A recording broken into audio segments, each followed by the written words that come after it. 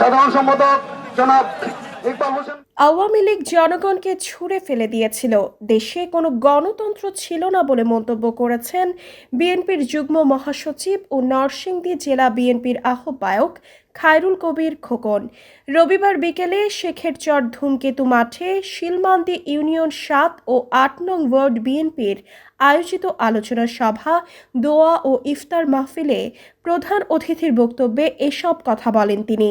এই সময় শিলমান্দি ইউনিয়ন বিএনপির সভাপতি বোরহান উদ্দিনের সভাপতিত্বে আরও বক্তব্য রাখেন নরসিংদী জেলা বিএনপির সদস্য বিজি রশিদ নওশের, সদর উপজেলা বিএনপির সাধারণ সম্পাদক ইকবাল হোসেন, নরসিংদী চেম্বার অব কমার্সের পরিচালক হাজী সানাউল্লাহ মিলন সহ অনেকে।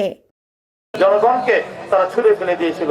কোন দেশে কোনো গণতন্ত্র ছিল না, আইনের শাসন ছিল না, বিচার বিভাগের স্বাধীনতা ছিল না, ন্যায় বিচার ছিল না, মানবাধিকার ছিল না, মত প্রকাশের স্বাধীনতা ছিল না।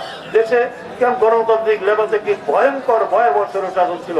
সর্বশেষ যে আমরা দেখলাম 2024-এ আমি আর দামি না নাকি, তারা সেখানেও দেখেছেন যে কিভাবে হয়েছে।